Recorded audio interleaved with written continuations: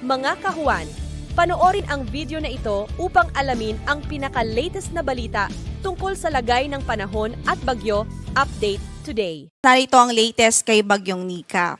Base po sa pinakahuling datos na nakalap natin, nakita natin ang sentro nito sa vicinity ng Besao Mountain Province. So, nasa Cordillera Administrative Region yung sentro po niya.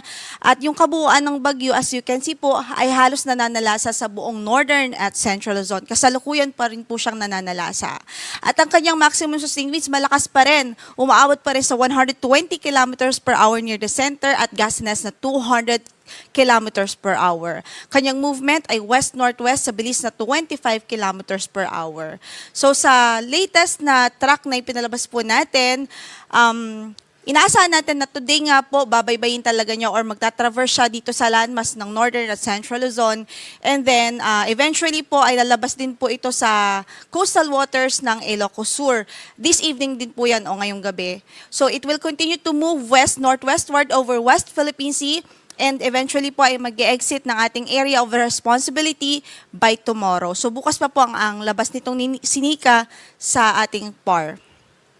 Kaugnay dyan, signal number 4 pa rin tayo ngayon sa Kalinga, Mountain Province, northern portion ng Ifugao, central and southern portion ng Abra, sa northern and central portions ng Ilocos Sur. So dito po concentrated yung signal number 4 natin, habang signal number 3 naman po sa mga lugar na ito, sa northern portion ng Quirino, northeastern portion ng Nueva Vizcaya, central portion of Isabela, southwestern portion of Cagayan, rest of Abra, southern portion of Apayao, rest of Ifugao, northern portion of Benguet, southern portion ng Ilocos Norte at natitirang bahagi pa ng Ilocos Sur. Yan po yung mga lugar kung saan na meron tayong orange shade.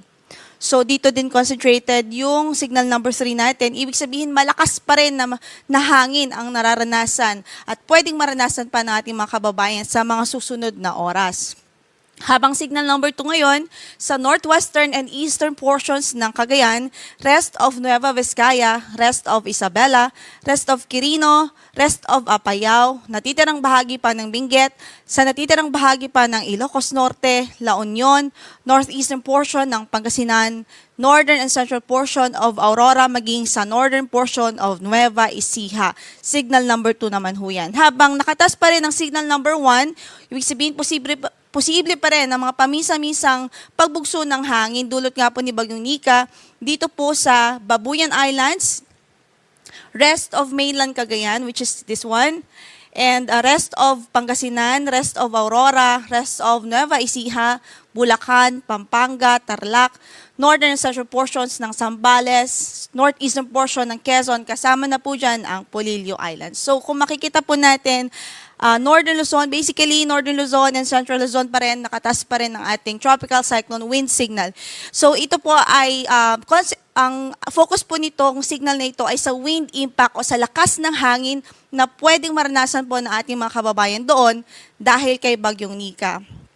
Samantala, narito naman yung mga lugar na bagamat walang nakataas na signal, posible pa rin makaranas ng mga pamisa-misang pagbugso ng hangin na dulot pa rin ng trough nitong si Typhoon Nika, which is today posible sa Batanes, Bataan, Cavite, Batangas, Lubang Island, Marinduque, Romblon, Masbate, Camarines Norte, Camarines Sur, maging sa Catanduanes. Habang bukas, pwede pa rin itong maranasan yung mga pabugso-bugso ng hangin sa Ilocos Sur, La Union, Pangasinan, Batanes, Cagayan kasama ng Babuyan Islands at maging sa Isabela. Ito, importante din po ito ang ating rainfall forecast.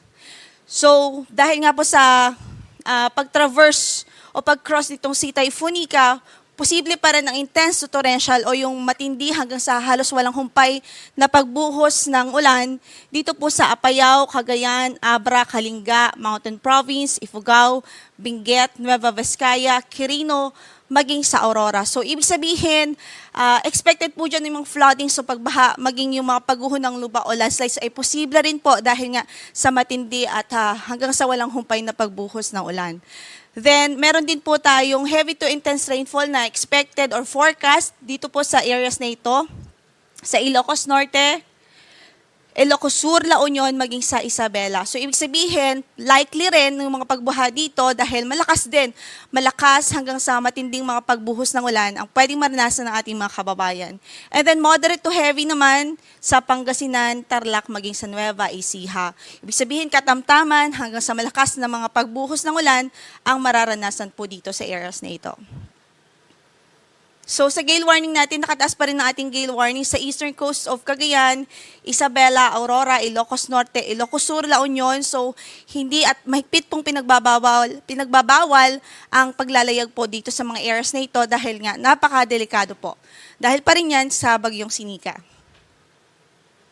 At maliban po dito sa bagyo na currently ay nakakaranas o nanalasa sa atin, meron pa rin po tayong minomonitor outside the Philippine Area of Responsibility. At huling nakita po yan sa layong 780 kilometers east of Kiwan, Eastern Samar.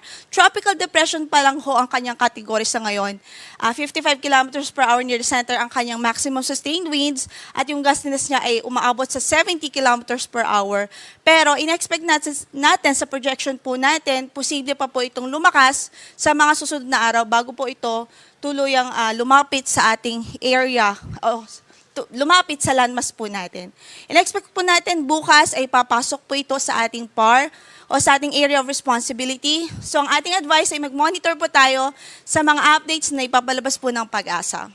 So ang kanyang movement as of today, west-northwestward at 20 kilometers per hour.